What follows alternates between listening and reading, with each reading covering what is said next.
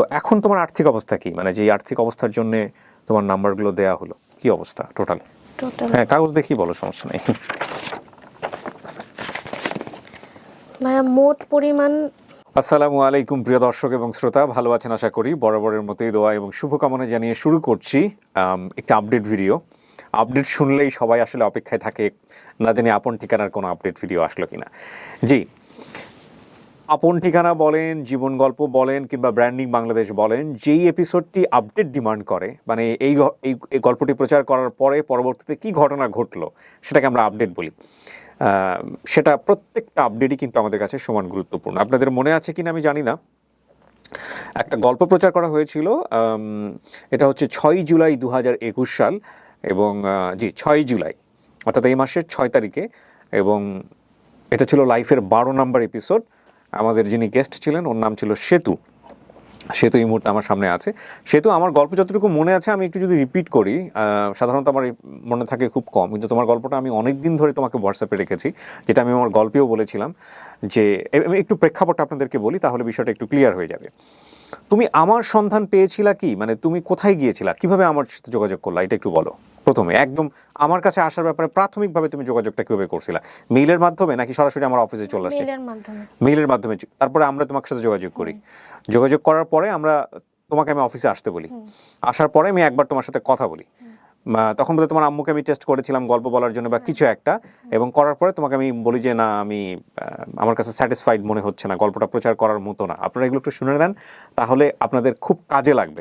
এই কারণে বলছি যে এই জাতীয় গল্প প্রচার করার পরে আমার একেবারে পরিচিত জন থেকে শুরু করে অপরিচিত জন সবাই, মোটামুটি যারা ভিকটিম আছেন, যারা এরকম সিচুয়েশনে আছেন কিংবা এর চেয়ে অন্যরকম সিচুয়েশনে আছেন, যাদের বিভিন্ন রকমভাবে হেল্পের প্রয়োজন হয়, খুবই নিডি, তারা যে কোনোভাবেই আমার কাছে আসার চেষ্টা করেন এবং যে কোনোভাবেই তাদের গল্পটা পাবলিকলি কিংবা গল্প না, সরাসরি মানুষের কাছ থেকে সাহায্য চাওয়ার জন্য আমার কাছে রিকোয়েস্ট করেন। আমি আজকের এই এপিসোডের মাধ্যমে, আজকের এই আপডেট ভিডিওর মাধ্যমে আপনাদের প্রত্যেকটা জিনিস একেবারে ক্লিয়ার করে দেব যে আমাদের এখানে আসলে এই ধরনের এপিসোডগুলো কেন প্রচার হয়, এবং আসলেই আমরা ডিরেক্টলি মানুষের কাছ থেকে গেস্ট যারা আসেন তাদের জন্য সাহায্য চাইতে পারি কিনা। This is a very important point, এটা আপনারা একটু মনোযোগ দিয়ে শুনবেন, তাহলে আপনাদের জায়গাটা অনেক বেশি পরিষ্কার হয়ে যাবে। তো তুমি আসলা এবং আসার পরে তোমাকে আমি রিজেক্ট করে দিলাম প্রথম। তারপরে সামহাও আবার আমার সঙ্গে যোগাযোগ করেছে। তো আমি একটু সময় দিয়েছি অফিসে, ওর সঙ্গে কথা বলেছি। কথা বলার পরে আমি ওকে বলি যে ঠিক আছে, তুমি আমার নাম্বারটা নিয়ে যাও, রাইট, আমার হোয়াটসঅ্যাপ নাম্বার নিয়ে গিয়ে তুমি তোমার স্টোরিটা, মানে ও আমাকে যতটুকু বলেছে ততটুকু শোনার পরে আমার খুব মায়া লাগলো যে আমি আসলে কিছু করতে পারি কিনা এই মেয়েটার জন্য। সমস্ত কাগজপত্র নিয়ে এসছে। তো তারপরে আমি দেখলাম, দেখার পরে বললাম যে আমার হোয়াটসঅ্যাপ নাম্বারটা দিলাম, তুমি তোমার লাইফের গল্পটা বা তোমার আম্মুর যে গল্পটা বা তোমার পরিবারের যে গল্পটা, সেটা আমাকে ছোট ছোট করে যখনই সময় পাও হোয়াটসঅ্যাপে আমাকে লিখো, কারণ আমার একটানা তোমার গল্প শোনার মতো ধৈর্য বা সময় হবে না। আমি যখনই সময় পাবো আমি তোমাকে রিপ্লাই দিব। এবং আমি যদি ভুল না করে থাকি, এখনও লাস্ট টাইম তোমার সাথে আমার কিছুক্ষণ আগেই কথা হচ্ছিল হোয়াটসঅ্যাপে, এবং ওর সমস্ত রেকর্ড আমার কাছে আছে। ও আমাকে ফার্স্ট নক কবে দিয়েছিল? 10ই মার্চ 2021 সালে। এই যে আপনারা যদি দেখেন ওর নাম্বার, আমি আচ্ছা এভাবে দেখালে কি তোমার নাম্বার দেখা যাবে না? দেখা যাবে না, লাইভ সেতু নামে সেভ করা। ও হোয়াটসঅ্যাপে আমাকে লিখতেছে ডিটেল। হ্যাঁ, জানেন একটু ফোকাস হবে কিনা, এতটা ফোকাস দূর থেকে এতটা ফোকাস সম্ভব নয়। এবং তারপরে আমি সঙ্গে সঙ্গে রিপ্লাই দিলাম। ওর গল্পগুলো যখন সময় পেয়েছি শুনে অর্থাৎ 10ই মার্চ 2021 থেকে শুরু করে এপ্রিল, মে, জুন, জুলাই এসে সে গল্প প্রচার হলো। 3 থেকে 4 মাস সামহাও কানেক্টেড ছিল। ওকে আমি কোয়েরি করেছি, ওর এলাকার চেয়ারম্যানের সাথে ওর ভিডিও নিয়ে আসতে বলেছি, তার সঙ্গে কথা বলার চেষ্টা করেছি, বিভিন্ন জায়গা থেকে ইনফরমেশন নিয়েছি, যেগুলো কাগজপত্র এখানে পাঠিয়েছে সেগুলো কোয়েরি করেছি, এবং তারপরে আমরা যে এত কাজ করি সেই কাজের বাইরে সময় বের করে ওর গল্প রেকর্ড করেছি। এবং রেকর্ড করার পর বোধহয় 1-2 মাস ওটা ওরকমই পড়েছিল, 1 মাসের বেশি। এবং সেই গল্প এডিট হয়ে বহুবার ওকে আমি বলেছি যে সে তো আমি তো সময় বের করতে পারছি না, ঠিক আছে আমি প্রচার করব। তারপরে সেটা এডিট করে আমাদের প্রচার হলো, এবং প্রচার হওয়ার পরে কি হয়েছে সেটা একটা ইতিহাস। আমি সেই ইতিহাসে যাওয়ার আগে আপনাদেরকে একটু বিনীতভাবে রিকোয়েস্ট করতে চাই, আমার কথাগুলো একটু মনোযোগ দিয়ে শুনবেন। যখন এই রকম কোনো একজন ভিকটিম এসে লাইফে বলেন, ব্র্যান্ডিং বাংলাদেশে বলেন, বা অন্য কোনো অঙ্গনে আমার কাছে এসে যখন তার গল্পটা আমরা এখানে প্রচার করি, বিভিন্ন রকমের মানুষজন আছেন যারা বিভিন্নভাবে নিডি, তাদের অর্থের প্রয়োজন ট্রিটমেন্টের জন্যে, কিংবা একটা খুব খারাপ অবস্থার মধ্যে আছেন, তারা যেভাবেই হোক না কেন ঢাকা এফএমে আসেন কিংবা আমার ব্যক্তিগত অফিসে আসেন কিংবা যেভাবেই আমার পার্সোনাল নাম্বার যোগাযোগ করে আমার ফ্রেন্ড সার্কেলে যারা আছেন ফেসবুকে তাদের মাধ্যমে আমার সঙ্গে যোগাযোগ করেন, আমি তাদেরকে বিনয়ের সঙ্গে একটা কথা বলতে চাই। লাইফ, ব্র্যান্ডিং বাংলাদেশ এবং আপন ঠিকানা প্রত্যেকটাই একটা নির্দিষ্ট স্ট্রাকচার মেনটেন করে, একটা নির্দিষ্ট সিস্টেম মেনটেন করে। যেমন আপন ঠিকানা, ওখানে মানুষকে আমরা পরিবার খুঁজে দেওয়ার অনুষ্ঠান। এখানে কোনো হেল্পিং এপিসোড হয় না, কিন্তু আমরা ঠিকানা রিভিল করে দিই দুই পক্ষেরই। এখন কোনো পরিবার যদি ভিকটিম হয়, তাকে যদি কেউ হেল্প করতে চায় তার বাড়িতে গিয়ে, সেই সুযোগটা আছে, কিন্তু আমরা এখানে তাদের জন্য ডিরেক্টলি কোনো হেল্পের আপনাদের কাছ থেকে কখনোই চাই না। এবার আসেন ব্র্যান্ডিং বাংলাদেশ। ব্র্যান্ডিং বাংলাদেশের ক্ষেত্রেও আমরা অনেক সময় করি, হ্যাঁ, কিন্তু ব্র্যান্ডিং বাংলাদেশের ক্ষেত্রে আমাদের মোটোটা কি? ব্র্যান্ডিং বাংলাদেশের ক্ষেত্রে মোটোটা হচ্ছে এমন একটা গল্প যে গল্পটা আপনাকে মোটিভেট করবে ফর গুড থিংস। এখন গল্পে যিনি গল্প বলছেন, তার লাইফের কোনো একটা পার্টে গিয়ে যদি দেখা যায় যে সে মারাত্মক রকমভাবে ভিকটিম, মারাত্মক রকমভাবে নিডি, কিংবা সে ক্যান্সারের পেশেন্ট কিংবা অন্য বড় একটা রোগের মধ্যে সে আছেন, তখন আমরা তার নাম্বারটা রিভিল করে দিই এবং তার সঙ্গে যোগাযোগ করার জন্য আপনাদেরকে বলি। এরকম আমাদের একটা দুটো কেস আছে। লাইফের ক্ষেত্রেও ঠিক তাই। লাইফের ক্ষেত্রে সেতু এখানে এসেছিল, সেতুর পুরো গল্পটা যারা সেতুকে হেল্প করেননি তারাও যদি পুরো গল্পটা শোনেন, তাহলে দেখবেন যে সেতুর গল্প থেকে আমাদের অনেক কিছু শেখার আছে। শেখার জায়গাটা কি?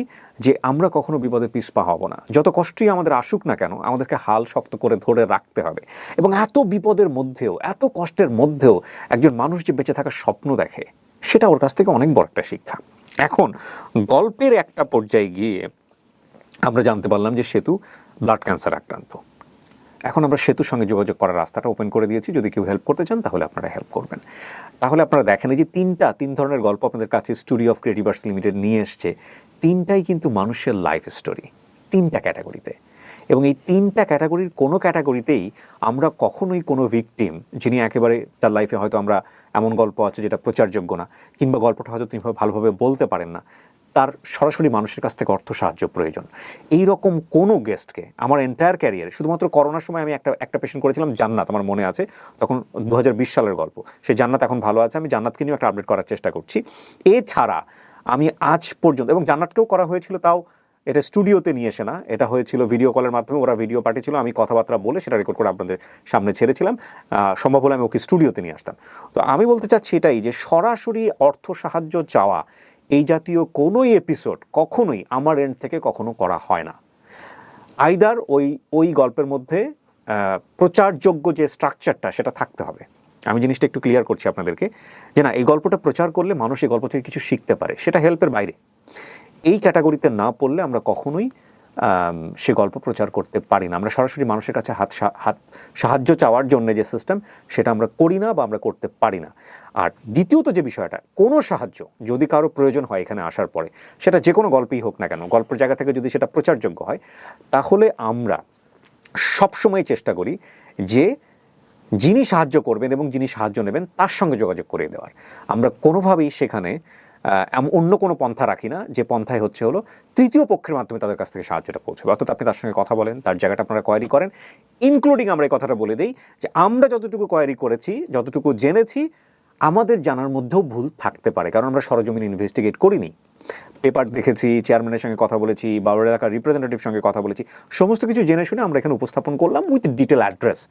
এরপরেও যদি আপনার সন্দেহ হয় কিংবা যদি ভুল তথ্য চলে আসে, তাহলে সেটার দায় আমরা নিব না, কারণ সেটা আমরা আগেই স্বীকার করে নিয়েছি। এই কারণে স্বীকার করেছি যে আমাদেরও লিমিটেশন আছে। এত কোয়ারির পরেও অনেকেই অনেক সময় ভুল তথ্য এখানে উপস্থাপন করতে পারেন কিংবা কারচুপির আশ্রয় নিতে পারেন। তো সেই জায়গাটা থেকে আপনি হেল্প করবার আগে অবশ্যই কোয়ারি করে সতর্ক হয়ে আপনি তাকে হেল্প করবেন। তো এই হচ্ছে বিষয়। এবং আমার বন্ধুমহল থেকে শুরু করে সবার প্রতি আমার বিনীত অনুরোধ যে এর পরবর্তীতে যদি কেউ আমাকে এভাবে রিকোয়েস্ট করেন বা কোনো কিছু করেন, আপনারা মেইলেই করবেন, এবং আমাদের জায়গা থেকে সিস্টেমেটিক্যালি যেভাবে আমাদের অ্যাপ্রোচ করতে হয় আমরা সেটাই করি। সো এর বাইরে আমাদের আসলে করার কিছু সুযোগ থাকে না। আমি অনেক বড় একটা ইন্ট্রো দিয়ে নিলাম, কারণ তোমার এই এপিসোডটা বা তোমার এই আপডেটটা দেখার জন্য অনেক মানুষ ওয়েট করবে, এবং এটাই আসলে পারফেক্ট জায়গা আচ্ছা বলার জন্য এই কথাগুলো। তুমি কেমন আছো আগে এটা বলো। হ্যাঁ, ভালো আছি আলহামদুলিল্লাহ। তোমাকে দেখে আমার ভালো লাগছে যে তুমি ভালো আছো, এবং তোমার আপডেট তো আমি টুকটাক জেনেছি হোয়াটসঅ্যাপের মাধ্যমে, তোমার কখন কি হচ্ছিল না হচ্ছিল। লাস্ট আপডেটটা বোধহয় আমি কালকে রাতে একটু জানি, বা তার আগে দিনের বোধহয় একটু জানি, এখন পর্যন্ত আমি ডিটেল জানি না। আমাকে একটু মন খুলে বলো তো কি ঘটেছে, মানে গল্পটা প্রচার হওয়ার পরে কি হলো, সব কিছু একটু বলো শুনি। গল্প প্রচার হওয়ার পর 10 মিনিট মানে যাওয়ার পরই ফোন। হুম 3-4 দিন টানা শুধু ফোনের উপরে ছিল, 5 দিন একদম আচ্ছা, ফোন। তুমি 5 দিন কি খাওয়া নেওয়া বাদ দিয়ে শুধু ফোনে রিসিভ? একদম খাওয়া দাওয়া মানে গোসল টোসল একদম কোনো টাইম পাইনি। আচ্ছা, এমন হয়েছে 5 দিন পরে তো আমি অসুস্থ হয়ে গেছিলাম ফোন ধরতে ধরতে। হ্যাঁ তুমি আমাকে বলতেছিলা, আমি বলছিলাম যে তুমি 5-7টা দিন কষ্ট করো, যেভাবে পারো রেসপন্স করো যতটুকু পারো। 3 দিন সবার ফোন তো পর্যন্ত নিশ্চয়ই ধরতে পারো নাই, মানে যে কটা পারছো। যতটুকু চেষ্টা মানে পাইছি। হ্যাঁ। ফোন 3 দিন ভাইয়া আমি কানে থেকে নামাই নাই, এরকম মনে হয়েছিল। ওরে বাবা। আর 2টা ফোন ছিল, এমনও আছে যে দুইজনকে একসাথে সালাম দিয়ে কথা শুরু করছি। ওকে কারণ আম্মু তো অফিসে চলে গেছে, আচ্ছা। আম্মু তো কথা বলতে পারে নাই। ওকে, আর সবাই বলতেছে তুমি নাম্বার দিছো কেন কথা বলতে পারতেছো না। এটা সবাই বোঝে না যে একটা নাম্বার যখন এরকম একটা প্ল্যাটফর্মে আসে, কত লক্ষ লক্ষ মানুষ ওকে ট্রাই করবে ফোন করার জন্য। অনেকে তো বিজিও পাচ্ছে নিশ্চয়ই। হ্যাঁ হ্যাঁ, তারপর তারপর অনেকে মেসেজ করতেছে কেন ফোন ধরো না, ফোন ধরো। আচ্ছা, ওই কোয়ারি করবে, কিন্তু আপনারা কোয়ারি করে নিয়েন, একটু একটু ধৈর্য ধরে কোয়ারি করেন প্লিজ। হ্যাঁ তারপর এরকম বলছে। হ্যাঁ। 3 দিন পর্যন্ত আমি যতটুকু পারছি ধরছি।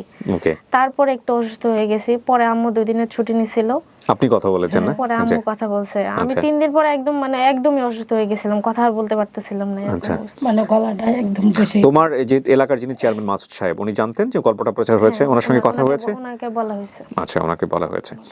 তো তারপরে কি হলো? তারপর 5 দিন পর্যন্ত, আরো 3 দিন পর্যন্ত ফোন আসছে এরকমই। তারপর একটু কমে গেছে, আচ্ছা, একটু কমে গেছে। তারপর ঈদের আগে একদমই কমে গেছে। ঈদের আগে কমে গেছে, এখন তো মোটামুটি একেবারেই বোধহয় কম। না এখন তোমার বাসায় কি কেউ গিয়েছিল? তোমার যেহেতু বাসার পুরো ঠিকানাটায় কেউ যায় নাই। না, কেউ যায় নাই, তবে 2-1 জন বলছে যে আমরা কি আসতে পারবো কিনা। পরে বলছে যে আপনারা আসেন, সমস্যা নেই। করোনাকালীন সময় একটু মাথায় রাখবেন, ডেল্টা ভ্যারিয়েন্টের ব্যাপার স্যাপার আছে, আমরা একটু খুব টাফ টাইম পাস করছি। ওকে নিয়ে আমার আজকে আপডেট করার কথা না। ওকে আমি বলেছিলাম যে তুমি করোনার মধ্যে এসো না। ও কেন আজকে এখানে এসছে? আমি যতদূর জানি যে ও সিএমএইচ চেক আপ করতে আসতেছে বা ট্রিটমেন্টের ব্যাপার আছে, যে ভাইয়া আমার তো গাজীপুর থেকে, তোমার বাড়ি গাজীপুর না? হ্যাঁ, গাজীপুর থেকে আসতে হয়, তো এটা করা যায় কিনা, এবং যেহেতু এটা লেটও হয়ে গেছে, অনেকেই জানতে চাচ্ছিলেন আপডেট, তো সে অর্থে বললাম যে ঠিক আছে, স্বাস্থ্যবিধি মেনে আসো। এবং আমি আসলে অফিসে তেমন একটা আসি না, তো আজকে একটা ছোট্ট কাজে এসেছি। ঠিক আছে চলো, জানি কি অবস্থা। তো আলহামদুলিল্লাহ, মানে তুমি সব কিছু মিলিয়ে তোমার কোনো মজার অভিজ্ঞতা আছে এই ফোন টোন রিসিভ করা বা কোনো কিছু মিলায় যদি বলার মতো? সব থেকে মজার অভিজ্ঞতা হলো যে আপনি বলছেন আপনার সাথে আমার হোয়াটসঅ্যাপে কানেক্ট আছে। তো সবাই প্রথমে এই কথা বলে, আমি মিথ্যা কথাও বলতে পারতেছিলাম না যে আমার কাছে নাই বা কিছু। এরকম বলে তোমার সাথে তো আছে, তুমি নাম্বারটা দাও আমাকে।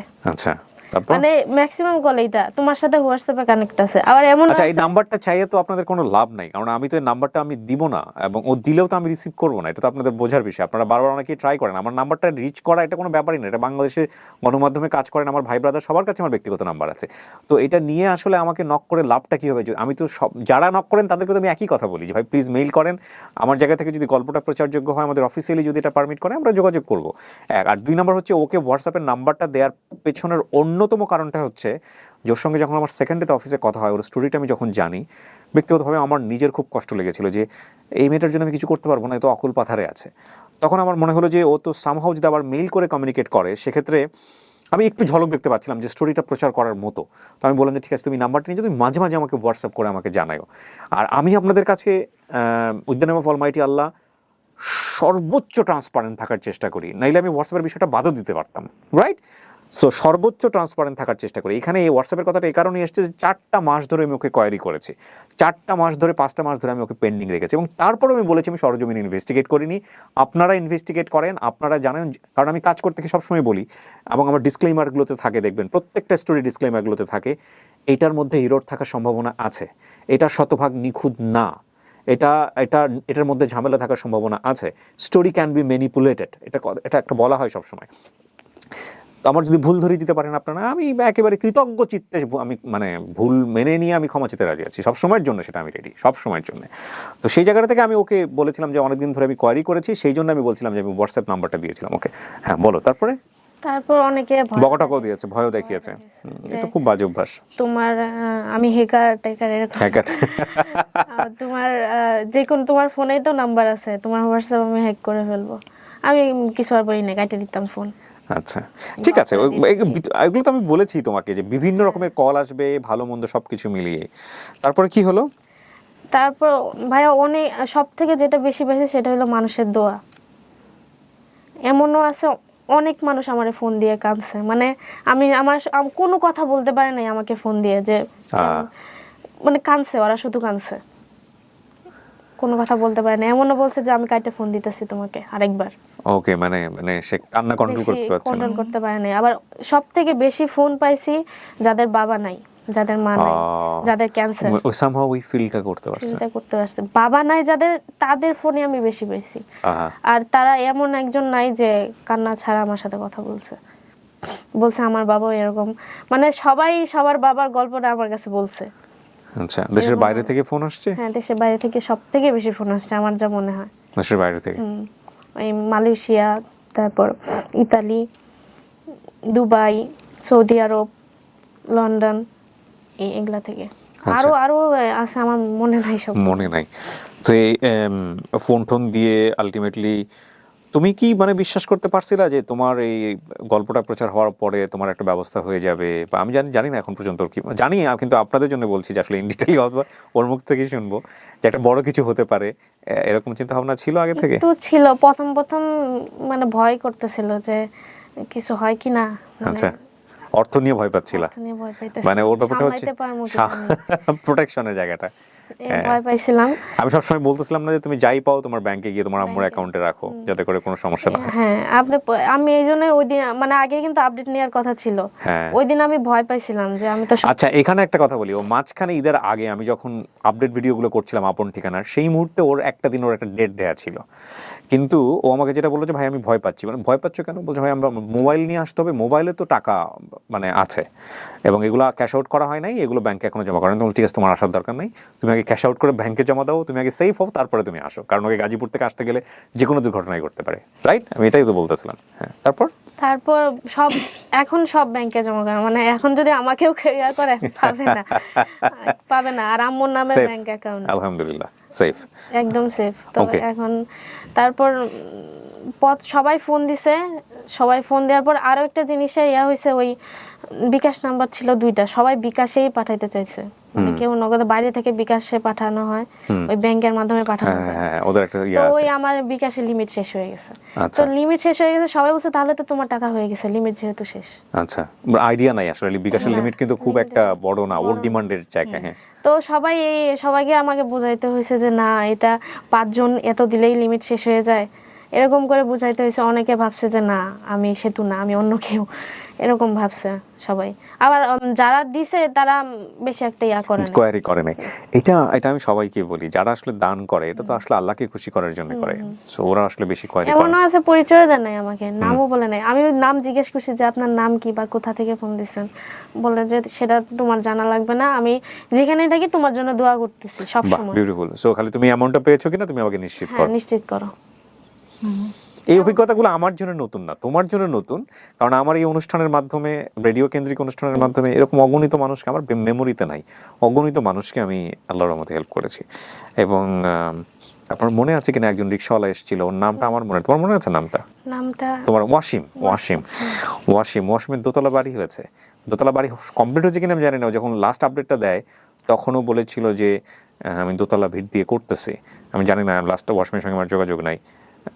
এরকম এটা আমার মনে আছে, বিকজ এটা অনেক ভিজিবল একটা কেস, কিন্তু এরকম অনেক ঘটনা আছে, মানে আমার লাস্ট 16 বছরের ক্যারিয়ারে এরকম অনেক ঘটনা আছে, অনেক ট্রিটমেন্ট, অনেক পেশেন্ট যারা এসছেন, যারা উপকৃত হয়েছেন, যারা এই জায়গা থেকে বের এসেছেন। আমার প্রথম কাজ ছিল হচ্ছে সম্ভবত আরিফ রাজকে, আমি জানি না, ও ঢাকা বিশ্ববিদ্যালয় থেকে অ্যারাবিকে অনার্স মাস্টার্স করে বের হওয়ার কথা, ওকে নিয়ে করেছিলাম অনেক আগে, সেটা এবিসি রেডিওর হ্যালো 920 অনুষ্ঠানে। তারপর এরকম অনেক মানুষকে সহায়তার জন্যে, সুযোগের জন্যে ব্যবস্থা করা হয়েছে এবং তারা আলহামদুলিল্লাহ আপনাদের কাছ থেকে অনেক বেশি উপকৃত হয়েছে। তো যাই হোক, এবার বলো মানে তোমার টোটাল অ্যামাউন্ট কি বা আপডেটের কি অবস্থা, ট্রিটমেন্টের কি অবস্থা, এগুলো একটু বলো। ভাই আমার ট্রিটমেন্ট শুরু হয়েছে। কোথায় করতেছো? সিএমএইচ হসপিটালে। সিএমএইচে কি পাবলিক মানে সাধারণ মানুষের জন্য ব্যবস্থা আছে? ওই আমার কলেজে সবাই আগে আসছে, আমি হয়তো ওই ভিডিওতে বলি নাই, আমি বিএসসি নার্সিং এ ইন্টারন্যাশনাল মেডিকেল কলেজে ভর্তি হয়েছি। কোথায়, কোন medical college? International medical college. এটা কোথায়? এটা টঙ্গীতে। আচ্ছা, তারপর? তো ওই সবাই শুনছে, আমার ভিডিওটা দেখছে। আমি তো ক্লাস করতে পারি নাই, তো আমি জিনিসটা আসলে লুকাইছিলাম, আমি ভয় পাইছিলাম যে আমাকে ভর্তি নাই কিনা। ও আচ্ছা, সেজন্য তুমি লুকিয়েছিলে? আমি লুকাইছিলাম প্রথমে, আমি কেমো দিয়ে ওইখানে ভর্তি হয়ে আসছি, এরকম অবস্থায় ভর্তি হয়েছি। আচ্ছা, তারপর লুকাইছিলাম 2 মাস ক্লাস করতে পারি নাই। তারপর একটা মানে আমার জন্য ভালো হয়েছে যে করোনা বন্ধ দিয়ে দিছে। ও আলহামদুলিল্লাহ, মানে মানে আচ্ছা ওকে। কিন্তু অনলাইন তো ক্লাস। ওনারা তোমাকে কিভাবে হেল্প করছে? ওনারা সবাই বলছে যে তুমি কোথায় ট্রিটমেন্ট নিতে চাও, তো ও ওনারাই ইয়ে করবে? ওনারাই বলছে। আচ্ছা আমার প্রিন্সিপাল স্যার উনি বলছে, আমার আর হচ্ছে ম্যাডাম, তারপর বড় ভাইয়ারা সবাই। তো ওইখান থেকে আমাকে আমার হসপিটালে একটা স্যার ছিল, সার্জারি বিভাগে আগে ছিল, তো উনি আবার এখন সিএমএইচ এ সার্জারি বিভাগে আছে। ওকে। তো উনার রেফারেন্সে আমি ওই বিএমটি একজন ডাক্তারকে, মানে ডাক্তারের আন্ডারে যাইতে পারছি। আচ্ছা, সো তুমি কি এখন সিএমএইচ ট্রিটমেন্ট নিচ্ছ নাকি সিএমএইচ মানে ওখানে? শুরু হয় নাই তেমন ভাবে, মানে ওদের আন্ডারে চলে গেছি, মানে ওইখানে থেকে আমি ট্রিটমেন্ট নিতে পারবো। আলহামদুলিল্লাহ, so you will get the best treatment of Bangladesh, মানে এটাকে নিশ্চিতভাবেই বলা যায়। তো তোমার লাক, তোমার কপাল এবং সব দিক থেকেই অনেক অনেক বেটার। সো তুমি শুরু করেছো, এখন তোমার মূল কথা হচ্ছে যে তুমি তো আমাদের পরিবারের সদস্য হয়ে গেলা। মানে পরিবার বলতে যেটা বোঝাই যে studio of creative art limited এবং একই সাথে জনগণ, সবার মিলিত একটা পরিবার, সেই পরিবারের সদস্য হয়ে গেলা। এবং তোমার হেলথ আপডেট, তোমার পড়াশোনা, এটা 2 মাস পরে হোক, 3 মাস পরে হোক, 4 মাস পরে হোক, আমি যদি বেঁচে থাকি এগুলো আপডেট আসতেই থাকবে এবং ইনশাল্লাহ আসতেই থাকবে। তো এখন তোমার আর্থিক অবস্থা কি? মানে যে আর্থিক অবস্থার জন্য তোমার নাম্বারগুলো দেয়া হলো, কি অবস্থা টোটাল? হ্যাঁ কাগজ দেখি বলো, সমস্যা নেই। ভাইয়া মোট পরিমাণ 16,65,015 টাকা। 16,65,000। তুমি বলেছিলে 10 থেকে 15 লাখ টাকা দরকার। প্রথম ভিডিওতে কত 15 বলছো? থেকে 16 বলছি। 15 থেকে 16 বলছিলাম। আচ্ছা ঠিক আছে, তো কত হয়েছে ওখানে? 16 লাখ 16,65,015 টাকা। আলহামদুলিল্লাহ। এটাও এখনই শেষ না, আরো আছে, আরো আসতেছে সামনে। হ্যাঁ, এটা আর্থিক সাহায্য। তারপর ভাইয়া আমাকে 3-4 জন, আমার 3-4 জন আরো বেশি, মানে এখানে সংখ্যা 5-6 জন হতে পারে, এই টাকা একদম সরাসরি এটা ব্যাংকে আসছে। ওকে। আমার হাতে আসে নাই, ওকে। ব্যাংকে আসছে। ওরা আমার পরিচয় দেয় নাই, অনেকে পাঠাইছে, যেটা আমাকে শুধু বলছে যে এটার জন্য, মানে এটা তোমার জন্য এটা। তো এরকম 3-4-5 জন আমাকে ফোন দিয়ে শুধু বলছে যে এটা আমি জানি, আমি মানে আমার কাছে আগে শুনছে যে তুমি পড়াশোনা করো কিনা, এটা তো মানে বলি নাই, ভুলে গেছিলাম আগে। তো বলছে যে হ্যাঁ আমি পড়াশোনা করতেছি, বিএসসি নার্সিং এ পড়তেছি। তো বলছে যে তাহলে আমি তোমার পড়াশোনার খরচটা দিব। আচ্ছা, তো এটা কি কন্টিনিউয়াসলি দিবে নাকি একটা দিয়ে দিয়েছে? দিয়ে দিয়েছে। ও ওনার ক্ষেত্রে যতটুকু সম্ভব এটা একদম দিয়ে দিছে। সো এটা কি তোমার এটার সাথে যুক্ত করা আছে না এটার বাইরে? না, যুক্ত করা নেই। এটার বাইরে। সেটা অ্যামাউন্ট কত? সেটা আমার পড়াশোনা আছে, আমার সংসার চালানোর জন্য। ঠিক আছে, এবার পারপাস ঠিক আছে, বাট অ্যামাউন্টটা জানতে চাচ্ছি। অ্যামাউন্টটা 5 লাখ। 5 লাখ, তার মানে এই এটার বাইরে আরো 5 লক্ষ টাকা। তাহলে আমরা বলতে পারি যে তোমার 16 লক্ষ, মানে আরো 5 লাখ, 21 লাখ। 21 লাখ প্লাস এই হচ্ছে তোমার টোটাল সাহায্য। এর বাইরে কি আর কোনো ধরনের কোনো সাহায্য আসছে? এর বাইরে কোনো সাহায্য আসেনি। সো আলহামদুলিল্লাহ, ও বলেছিল 15 থেকে 16 লক্ষ টাকার দরকার, ওর এখন 21 লক্ষ টাকা হয়ে গেছে। এবং সবচেয়ে বড় কথা হচ্ছে যে ও একটা খুব বেস্ট জায়গাতে ট্রিটমেন্ট নেওয়ার সুযোগ হয়েছে ইনশাল্লাহ। আর লক্ষ লক্ষ মানুষের দোয়াও পেয়েছে। এবং আমাদের জায়গা থেকে সান্ত্বনার জায়গাটা হচ্ছে এটাই যে আমরা অন্তত সেতুর যেন এই অনুভূতি না হয় যে আমার বাবা নাই মানে আমার দুনিয়াতে কেউ নাই। হ্যাঁ, সো এই অনুভূতি যেন না হয়, সেই জায়গাটা থেকে আমরা সেতুর পাশে শক্তভাবে দাঁড়াতে পেরেছি। এটা হচ্ছে আমাদের আত্মতৃপ্তির জায়গা। আন্টি কেমন লাগতেছে এবার আপনার কথা শুনি? আসলে আমার ভালোই লাগতেছে। এক সময় মনে করছি যে আসলে আমার মেয়ে চিকিৎসা করতেই পারবো না। আচ্ছা, মানে অনেক দিন চিকিৎসা করতে পারি নাই। আচ্ছা, অর্থের জন্য কোনো চিকিৎসাই করতে পারি নাই। 8 মাস বসা, একদম বসা, চিকিৎসাই করতে পারতেছে না। দেখেন আল্লাহ রহমতে আমার পাশে, আমার মেয়ের পাশে সবাই আছে, সবাই দাঁড়াইছে আমার মেয়ের পাশে। আমি আসলে অনেক খুশি হচ্ছি যে আমার মেয়ের পাশে সবাই আছে। আমি আসলে পারতেছি না, এটা আসলে আমার কাছে এখন আমি মনে হইতেছে না যে আমি পারতেছি না। আমার পাশে সবাই আছে, মানে সবাই আমার মেয়ের পাশে দাঁড়াইছে। আমি আসলে অনেক খুশি হচ্ছি যে আমার মেয়ের পাশে দাঁড়াইছে। আমি আসলে কি দিয়ে বোঝাবো, এটা আসলে ধন্যবাদের কথা না। এটা আসলে ধন্যবাদের কথা না। আমার মেয়ের পাশে যে সবাই আছে, আমি তাদের জন্য অনেক অনেক দোয়া করি। নিশ্চয়ই অনেক অনেক দোয়া করি যেন আমার মতো অসহায় আর কোনো ফ্যামিলিতে না আসে ইনশাআল্লাহ। আপনি যে কথাটা বলছেন সেই জায়গাটা থেকে আমি একটু বলতে চাই, দেখুন আমরা কজনকেই বা পারি, এরকম সেতু বাংলাদেশে অসংখ্য আছে, বিভিন্ন অ্যাঙ্গেল থেকে আছে। আমরা শুধু বলতে চাই এতটুকুই যে আমার জায়গাটা থেকে আমি হয়তো একজন মানুষকে 6 মাসে একজন মানুষকে এরকমভাবে পিক করি, আপনাদের সামনে আনি, কিন্তু it can be an example যে আমরা যদি সবাই মিলে দাঁড়াই এদের পাশে, তাহলে একটা খুব সুন্দর একটা জিনিস ঘটানো সম্ভব। ডেথ ইজ ইউনিভার্সাল, সবাইকেই মরতে হবে, আজকে অথবা কালকে, আমি আপনি মাস্ট। কিন্তু যেখানে আমাদের চেষ্টা করলে, মানে আমাদের বলতে আমরা আমাদের সোসাইটির কথা বলতেছি, আমরা চেষ্টা করলে একটা মানুষকে বাঁচাতে পারি, সেটা তো আমাদের দায়িত্বের মধ্যে পড়ে, রাইট? সো সেই জায়গাটা থেকে আপনারা আপনাদের কমিউনিটিতে ট্রাই করেন, আপনারা আপনাদের কমিউনিটিতে চেষ্টা করেন। একটা মানুষকে মানে বাঁচিয়ে রাখার মতো ইবাদত আর কি হতে পারে, তাই না? মানে সেই জায়গাটায় যদি আপনার 5 টাকা দিয়েও তাকে সাহায্য করতে পারলেন না, আপনি তাকে শ্রম দেন, শ্রম দিতে পারলেন, আপনি তার জন্য দোয়া করেন, এমন তো হতে পারে আল্লাহ আপনার দোয়া কবুল করে ওকে খুব সুন্দর একটা জীবন দেবে, তাই না? তো সেটাই হচ্ছে বিষয়। তো সেহেতু ট্রিটমেন্ট শুরু হচ্ছে আবার। ট্রিটমেন্ট কি হয় না হয়, তুমি কি কোনো কেমোটেমো নেওয়া শুরু করেছো বা নতুন করে? এখন তোমাকে কবে নাগাদ কি হতে পারে ট্রিটমেন্টের আপডেট কি? আমাকে একটা সিটি স্ক্যান দিছে হোল বডি, আচ্ছা, ওটা করানো হবে। ওইটা একটু দেরি হয় করাইতে, আচ্ছা। রিপোর্ট আসতে দেরি হয়। তুমি এখন কোনো ওষুধ নিচ্ছ, মেডিসিন নিচ্ছ? না, এখন শুধু ওই আমার পিঠের ব্যথা, যেটা বলছিলাম যে বসে থাকতে পারি না, ওইটার জন্য একটু ওষুধ দিছে ডাক্তার। বিউটিফুল। সো মনের সাহসটা রাখতে হবে, এটা হচ্ছে বড় কথা। ভাই আমি আরো একটা হ্যাঁ শিওর, বলো। ওই আমার কলেজে সবাই যে পাশে দাঁড়াইছে, শুধু আমার কলেজ না, ওই বিএনএ সিলেট ইয়েতে, মানে সিলেট নার্সিং কলেজের বিএনএ বিভাগের যে সাদেক ভাইয়া, উনিও আমার পাশে আছে। আচ্ছা, এখানে যিনি এসেছিলেন উনি কোথায়, যে ফার্স্ট ভিডিওতে যিনি ছিলেন? উনি বাড়িতে, উনি করোনার কারণে বাড়িতে আছেন। তোমার চেয়ারম্যান সাহেবকে আমি আজকে কানেক্ট করতে পারলাম না, তুমি একটু আগে ফোনে ট্রাই করতেছিলা। উনি বোধহয় ফোন কি, মানে ওনার সমস্যাটা কি হয়েছে একটু বলো। উনাকে 3 দিন যাবত মানুষ পাইতেছে না, মানে সামহাউ উনি আনরিচেবল। তো এই কারণে আমাদের ওনার সাথে কথা বলা হলো না, বাট ওর আপডেট আসতেই থাকবে, এটা 2 মাস পরে হোক 3 মাস পরে হোক। যেহেতু কথা দিয়েছি, ইনশাল্লাহ আমি আপডেট দিব আপনাদেরকে। সো তখন দরকার হলে আমরা প্রয়োজনে আরো লোকজনের সঙ্গে কথা বলবো, অভিভাবক যারা আছে। তো হ্যাঁ বলো, তারপর আমি ওই প্রাইভেট নার্সিং কলেজে ভর্তি হয়েছি। তো পুরা বাংলাদেশে যে প্রাইভেট নার্সিং কলেজ আছে সবাই আমার পাশে দাঁড়াইছে। বিউটিফুল, মাশাআল্লাহ, সবাই আমার পাশে দাঁড়াইছে। ওইখানে ওই অ্যাসোসিয়েশন নাম হলো SBGSN। তো সবাই এই SBGSN এর সবাই আমার পাশে দাঁড়াইছে আর কি। বিউটিফুল। আমার কলেজে সবাই দাঁড়াইছে, আমার স্যার, তারপর আমার বড় ভাইয়ারা, ছোট যারা চলে গেছে কলেজ থেকে বের হয়ে গেছে তারাও আছে। হ্যাঁ, তারাও আছে। মাশাআল্লাহ, মাশাআল্লাহ। So you got a big family, বড় একটা পরিবার পাইছো। এখন সাহস রাখো মনের মধ্যে, আল্লাহকে বলো যেন তোমাকে সুস্থ করে দেয়, তোমার মার কোল জুড়ে যাতে তুমি থাকতে পারো। হ্যাঁ, এটা হচ্ছে বিষয়। আর আমরা যদি সেই জায়গা পর্যন্ত যেতে পারি, আল্লাহ যদি নেওয়ায়, তাহলে এর চেয়ে আর বড় পাওয়া কি আছে, তাই না? বাট সে তো আমি আমার দায়িত্ব শেষ পর্যন্ত পালন করতে পেরেছি যতটুকু পারি, এটা হচ্ছে বিষয়। কারণ তোমরা অনেক অনেক ঘুরেছো, অনেক প্যানা দিয়েছি, সহজ বাংলায় যদি বলি। হ্যাঁ, অনেক সময় তুমি কখন এরকম ধৈর্য হারা হচ্ছিলা যে না এটা হবে না বোধহয় শেষ পর্যন্ত? আমি আম্মুর একটা কথা সবসময় বলছিলাম, আসলে সবসময় বলতো যে আম্মু আমার একটু ধৈর্য ধরতে হবে। না, আপনি প্রথমে বলছিলেন আমাকে, প্রথম দিন যখন দেখা হয়, আপনার মনে আছে কিনা, যে সে তো ধৈর্য ধরতে হবে এই কাজে। তো আমার মনে হয়েছিল যে ক্যান্সার নিয়ে এত কিছু নিয়ে ধৈর্য ধরে আছে, এটার জন্য আর কি। আমি এক সময় লাস্টের দিকে এসে খুব গিল্টি ফিল করতেছিলাম যে আরে মেয়েটা বারবার আমাকে এরকম নক দিচ্ছে, আমি কেন সময় বের করতে পারছি না, কেন একটা কিছু করতে পারছি না।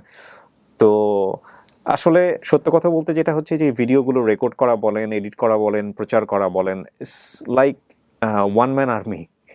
আমাকেই আমার হ্যান্ডস খুব একটা বেশি না করতে হয়। তো সেই জায়গাটা থেকে আসলে লাইক আপনারা দেখবেন যে ব্র্যান্ডিং বাংলাদেশ এবং আপন ঠিকানা এগুলোর এপিসোডগুলো আগে যেভাবে আসতো, সেগুলোর রেশিওটা অনেক কমে গেছে, বিকজ আপন ঠিকানা অনেক বেশি করতে হচ্ছে। আমি যখন এই ভিডিওটা করছি তখন আপনাদেরকে বলতে পারি যে এই মাসে 9টা ভিডিও প্রচার হয়েছে, তার মধ্যে 7টা অলরেডি সাকসেসফুল হয়ে সেটার আপডেট প্রচার হয়ে গেছে। 8টা যেটা লাস্ট গেল সম্ভবত 41, ওটাও সাকসেসফুল হয়েছে, মানে প্রাথমিকভাবে। 42 যেটা গেছে সেটার ব্যাপারে আমাদের খোঁজ খবর চলছে। তো এইগুলোতে আমরা যে পরিমাণ এনগেজ থাকি আপন ঠিকানাতে, বাকি 2টার স্পেস অনেক বেশি কমে গেছে। তো আমরা চাচ্ছি বেশি বেশি করে হ্যান্ডস এখানে কাজে লাগাতে, যাতে করে আমরা এই কাজগুলো আরও বেশি ত্বরান্বিত করতে পারি। তো সে তো আমি সরি যে আমি তোমাকে লম্বা সময় ধরে ঘুরিয়েছি, বাট সবুরে মেওয়া ফলে ইন্নাল্লাহ মা সাবিরিন, একটা কথা তো আছেই, ধৈর্য ধরতে হবে ইনশাল্লাহ। তো ঠিক আছে, বেস্ট অফ লাক, ট্রিটমেন্ট নাও, আর যাই কিছু হোক না কেন আমাদেরকে জানাবে। যেটা বললাম যে পাবলিকের কাছে যেহেতু তোমার কমিটমেন্ট আছে, সুতরাং জনগণের জানার অধিকার আছে। আর ইনশাআল্লাহ আমরা জানাবো কি হয় না হয়। আর ওই পজিটিভ জিনিসটাকে বেশি দেখো, আর save the money first of all. হ্যাঁ, এটা হচ্ছে বিষয়। তো আন্টি ভালো থাকেন, দোয়া করবেন আমাদের জন্য।